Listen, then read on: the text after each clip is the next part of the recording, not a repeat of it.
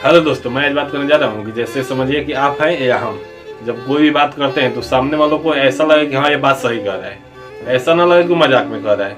जैसे आप समझिए कि कोई भी व्यक्ति अगर वो जैसे शांति की बात कर रहा है, जैसे नहीं होता है कि हम मार काट में विश्वास नहीं करते, एकदम शांति में रहते हैं, या कोई मुझे द्वेष टाइप का या हिंसा टाइप का कोई मुझे अंदर जैसे छल कपट नहीं है, तो उस व्यक्ति को देखिए वो व्यक्ति कितना बड़ा है, कितना वो पावरफुल है तब यह बात कर रहा है, कितना छोटा है तब यह बात कर रहा है। जब वो व्यक्ति छोटा होकर जब ये बात करता है तो इसके बारे में सोचिए आप एक बार कि जब वो व्यक्ति जब छोटा है और ये बात कर रहा है तो लोग कहेगा कि अरे इसके पास कुछ है नहीं तो ये कहेगा ही, ऐसा बात तो करेगा ही।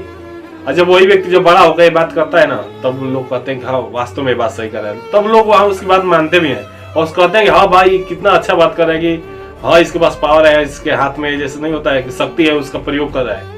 ऐसे ही जब ऐसी बात हो रही थी यहाँ अशोक सम्राट जी का, जो अशोक महाराजा थे सम्राट, उनके बारे में तो जिक्र होना एकदम अनिवार्य है भाई। एक बार सोचिए वो उतने ऊंचे पद पर पहुंच गए, तब क्या कहते हैं जियो और जीनो दो की बात करते हैं। जैसे जनता हमारी जैसे प्रजा है या नहीं होता है जनता है, वो हमारे पुत्र समान है। वो बताइए कहाँ तक पहुंच गए। अशोक सम्राट का साम्राज्य देखेंगे तो आपको समझ में आएगा वो कितना बड़ा सम्राट था। जैसे वो अगर एक उंगली उठा दे किसी के ऊपर कि इसको खत्म कर दिया, मतलब थोड़ा भी समय नहीं लगेगा उसको खत्म करने के लिए। जब वो व्यक्ति इतना बड़ा बात करता है तो समझिए कि वो वास्तव में महान है, महान है भी थी वो। उनके बारे में कोई कहना है जैसे बात गलत तो नहीं होगी कि वो महान नहीं थे। अब एक बार सोचिए, अब छोटा व्यक्ति कहता है तो लोग कहते हैं उसके पास तो कुछ है ही नहीं इसीलिए वो बात कर रहा है। कुछ जैसी जानकारी होती है कि वो समझ में होती है, कुछ जानकारी होती है कि ना समझ के होती है। तो आपको ये पहचानना है कि वो छोटा व्यक्ति है, वो ना समझ में बात कर रहा है या समझ के बात कर रहा है। जब वो समझ के बात कर रहा है कि छोटा व्यक्ति की अच्छा काम करना चाहिए, नेक काम करना चाहिए, ईमानदार जीना चाहिए, तो तब तो बात सही है। और उसके पास कुछ है नहीं है तब वो बात कर रहा है और उसको अंदर जैसे कल छपट हो और वो बात कर रहा है, तो वहाँ तो गलत तो उसकी होगी ना बात। एक बार सोचिए तभी ना जैसे समझेंगे कि समाज में कैसे कैसे लोग रह रहे हैं, आपके सामने कैसे बात कर रहे हैं और दूसरे को कैसे बात कर रहे हैं। जब आप जानेंगे तब, नहीं जानेंगे तो कोई बात ही नहीं। ऐसे ही जब ऐसे बात हो रही तो वहाँ पे बहुत सारे राजा हैं और उनके बारे में धीरे धीरे जब जानकारी होगी तब आपको भी जानकारी होगी, हमें भी जानकारी होगी। ऐसे जब बात कोई करता है तो समझे कि वो शांति की बात करता है तो उसके बारे में पता होना चाहिए कि वो गलत है कि सही है। जब सही होगा शांति की बात करता है सही है, और गलत है और शांति की बात करता है तो वहाँ कहाँ उसको मान्य नहीं है।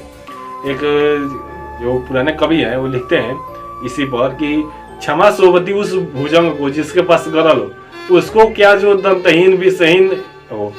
अब समझिए इसका मतलब कि जैसे क्षमा उसी को शोभा देती है कि जो पावरफुल हो। अब उसको क्या शोभा देगी जिसके पास कुछ जैसे नहीं है, कि ना विष है ना पावरफुल है ना उसके पास जहर है, तो क्या क्षमा देगी, कुछ नहीं होगा। तो ऐसे व्यक्ति को आपको बारे में समझना चाहिए, नहीं तो आगे चलकर आपको बहुत परेशानी उठानी पड़ेगी। क्योंकि आपके सामने कोई आएगा कह देगा कि हम बहुत अच्छे व्यक्ति हैं, ऐसे बात क्षमा सोबती या इज्जत बात बोल जानकारी जाएगी तो आप समझेंगे कि जब वो कहेगा कि हम छोटे होना चाहिए, ईमानदार होना चाहिए, तो आप समझ लेंगे कि ये अच्छा व्यक्ति है। और जब उसके अंदर कल छपट होगा, जब आप उसको पहचाने लेंगे तब ना समझेंगे, और नहीं तो क्या उसी में फंसे रहेंगे और आपको समझा कर चला जाएगा, आप उसी में उलझे रह जाएंगे। तो इस बात को थोड़ा ध्यान रखिएगा, नहीं तो आगे चलकर बहुत दिक्कत उठानी पड़ जाएगी। ऐसे ही और बातें बताता रहूँगा समय समय पर। जय हिंद।